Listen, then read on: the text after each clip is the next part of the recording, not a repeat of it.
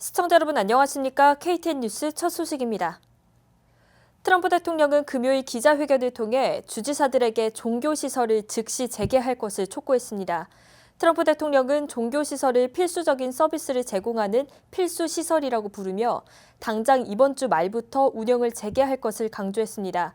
트럼프 대통령은 주지사들이 해당 지시를 따르지 않을 경우 주지사의 권한을 넘는 명령을 내릴 것이라고 시사했습니다. 한편 연방질병통제예방센터 CDC는 안전한 교회 운영을 위한 가이드라인을 공개한 바 있습니다. 전 세계와 미국 그리고 조지아의 오늘의 코로나19 집계를 정리해드립니다. 오늘의 코로나19 집계를 정리해드립니다.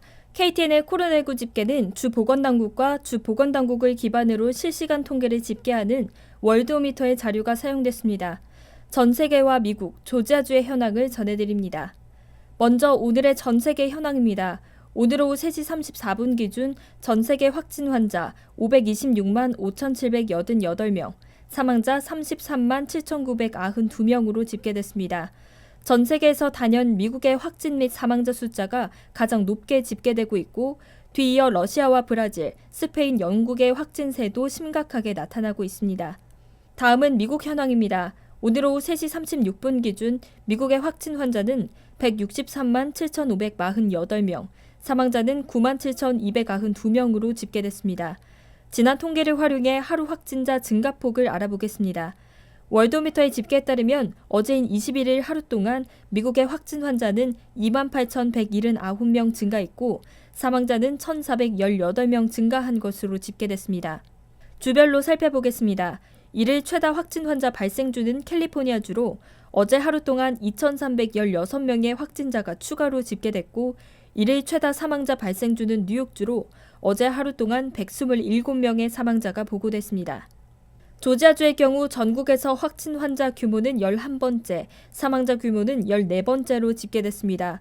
조지아주 보건당국 5월 22일 1시 기준 주내 확진 환자는 4만 1,218명, 사망자는 1,785명으로 집계됐습니다. 확진 환자는 4만 1,218명 중 풀턴 카운티가 3,899명, 디켓 카운티 3,064명, 귀넷 카운티 2,920명을 차지하고 있습니다. 주내 사망자는 1,785명으로 이 중 풀턴 카운티가 194명, 디켓 카운티 98명, 귀넷 카운티 120명을 차지하고 있습니다.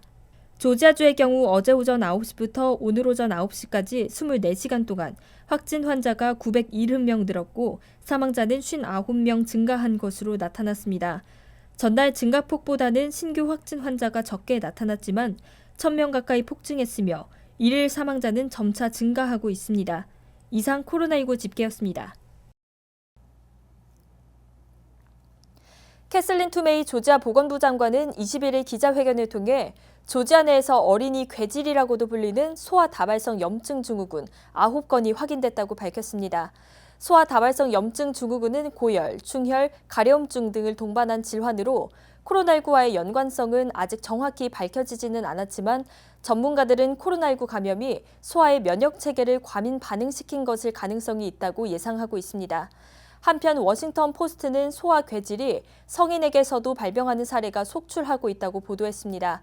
20대 성인이 소아 괴질에 걸릴 경우 심장과 여러 장기에서 면역 과잉 반응을 보이는 등 어린이 환자보다 더욱 심각한 경과를 겪는 것으로 전해졌습니다.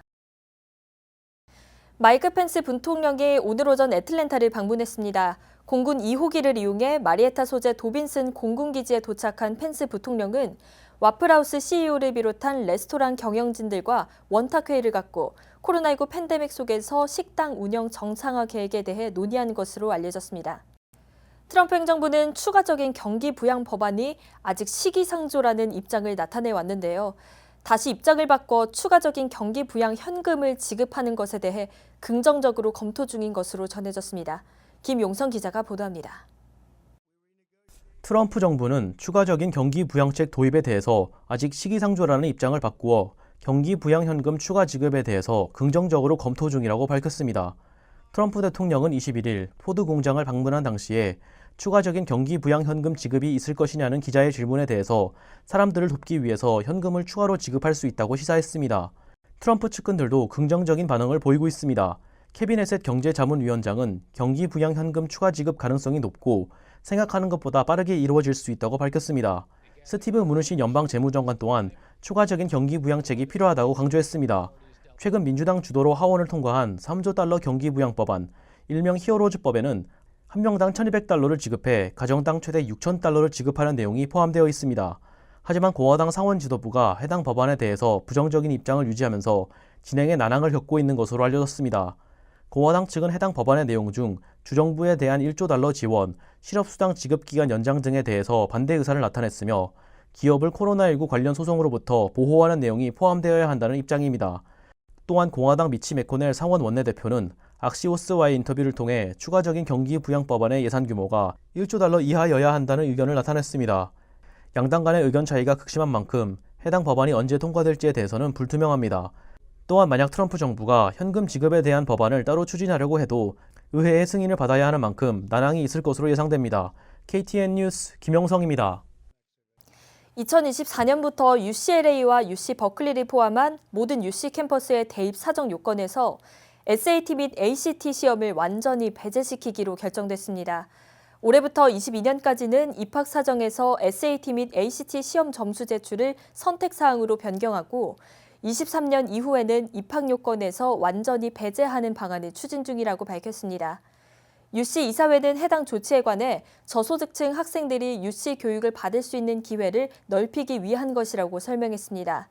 한편 UC는 미국 내 신입생 최다 지원 주립 대학 시스템으로서 이들이 대입 표준 시험 SAT, ACT를 입학 요건에서 제외함에 따라 타 대학에도 큰 영향을 미칠 것으로 보입니다.